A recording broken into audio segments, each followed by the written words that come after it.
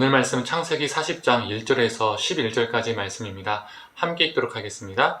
구의 애고방 술 맡은 자와 떡 굽는 자가 그들의 주인 애고방에게 범죄한지라.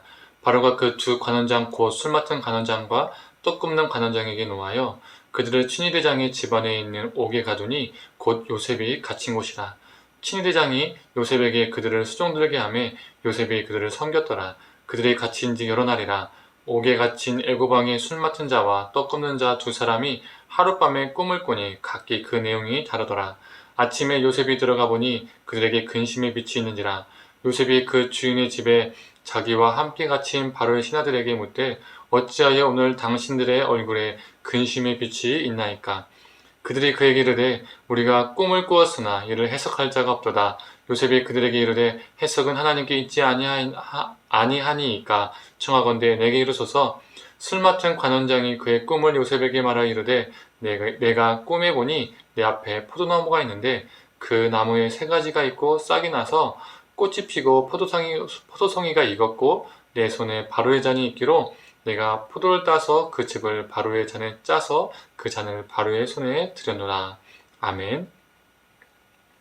아침 묵상을 들으신 우리 모든 성도님들에게 하나님의 은혜가 있기를 간절히 소망합니다. 요셉은 보디발의 아내의 모함으로 죄수가 되죠. 인생이 더 어려운 상황으로 더 나락으로 떨어지게 된 것입니다.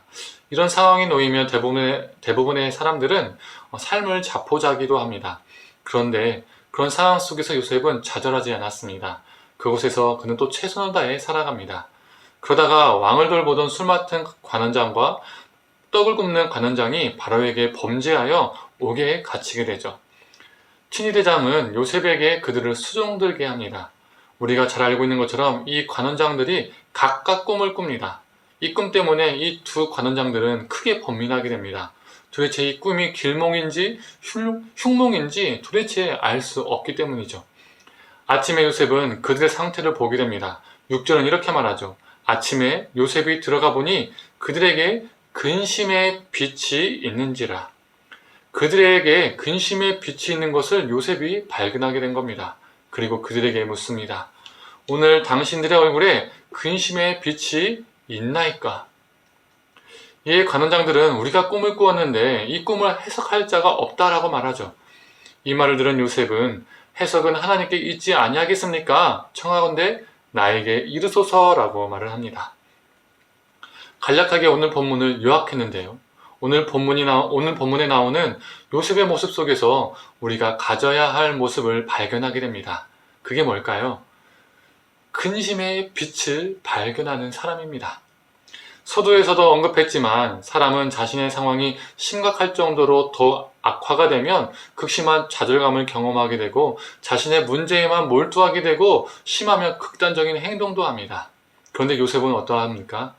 자신도 어려운 상황이 있지만 그래서 자신의 얼굴에 근심의 빛이 가득할 수도 있지만 오히려 누군가의 근심의 빛을 발견합니다. 그리고 그 다른 사람의 근심의 빛을 외면하지 않습니다. 관원장들에게 왜 얼굴에 근심의 빛이 있는지 물으면서 그 근심을 자신에게 말해달라고, 그 꿈을 자신에게 말해달라고 말을 하죠. 이 모습이 우리 하나님의 사람의 모습이 아닐까요? 내 문제에만 몰두하며 사는 사람이 아니라 누군가의 얼굴에 그리워진 근심의 빛을 발견하고 그 근심을 들어주는 사람, 누군가의 근심을 품어주고 안아줄 수 있는 사람, 이런 사람이 하나님의 사람이 아닐까요? 이런 삶이 우리 믿는 자들의 삶이 아닐까요? 그리고 요셉이 한 말이 무엇이죠? 해석은 하나님께 있지 않겠습니까? 나에게 말해 주십시오 라고 말을 하죠. 하나님께서 역사해 주시길 바라는 믿음, 그리고 이 마음, 이 고백, 우리가 소유하길 원합니다. 근심의 사람들을 우리가 품을 때에, 이 땅에서 번뇌하며 살아가는 이들을 우리가 끌어안을 때에 하나님께서 그 사랑 가운데, 그 문제 가운데 역사해 주시길 바라는 믿음, 이 믿음을 가지고 살아가는 저와 우리 성도님들 되기를 간절히 원합니다.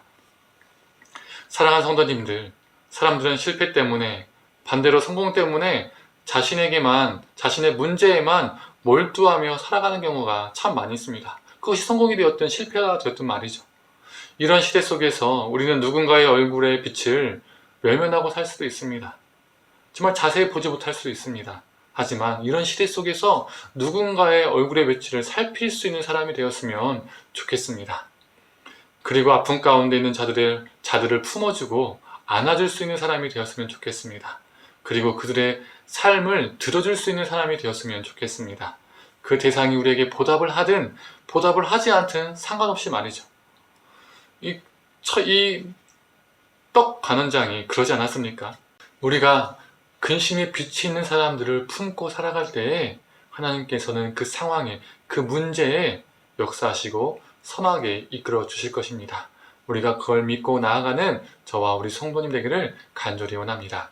함께 기도하겠습니다. 하나님, 요셉도 어려운 상황 속에 있었지만 타자의 근심 어린 그 얼굴빛을 보았고 그것을 무시하지 않고 외면하지 않고 함께 공감하며 들어주었습니다. 이 요셉의 모습 속에서 우리 믿는 자의 삶을 발견하게 됩니다. 하나님, 우리가 우리 문제에만 몰두하지 않게 하여 주시옵소서. 몰입되지 않게 하여 주시옵소서. 이 땅에 근심의 빛을 가지고 살아가는 사람들의 얼굴빛을 우리가 보게 하시고 그들을 품어줄 수 있는 그러한 존재가 되게 하여 주시옵소서. 그래서 우리의 삶을 통해서 우리의 그 품음을 통해서 하나님의 역사하심이 일어나게 하여 주옵소서. 하나님, 오늘도 그런 하루 되게 하여 주옵소서. 예수님의 이름으로 기도드립니다. 아멘.